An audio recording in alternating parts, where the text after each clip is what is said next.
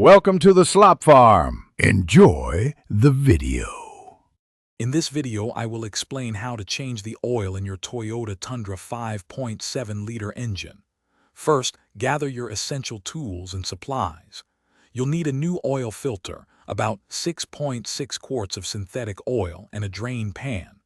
Also, grab a 24mm socket, a torque wrench, and a filter wrench. Don't forget your safety glasses and gloves. Now let's drain the old oil. Start by warming up your Tundra's engine for about 5 minutes. This helps the oil flow better. Next, find the oil drain plug on the oil pan, usually near the front of the engine underneath. Position your drain pan directly under the plug, then carefully remove it. Let all the old oil drain out completely, which usually takes about 10 to 15 minutes. With the old oil drained, it's time to replace the filter and plug.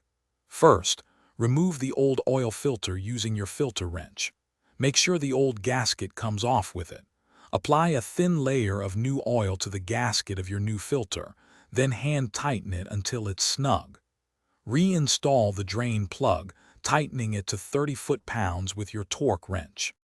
Finally, let's add the fresh oil. Carefully pour about 6.6 quarts of new synthetic oil into the engine's fill port.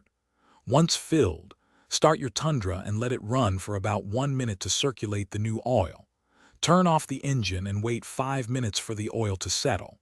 Then, check the oil level with the dipstick and add a small amount if necessary to reach the full mark.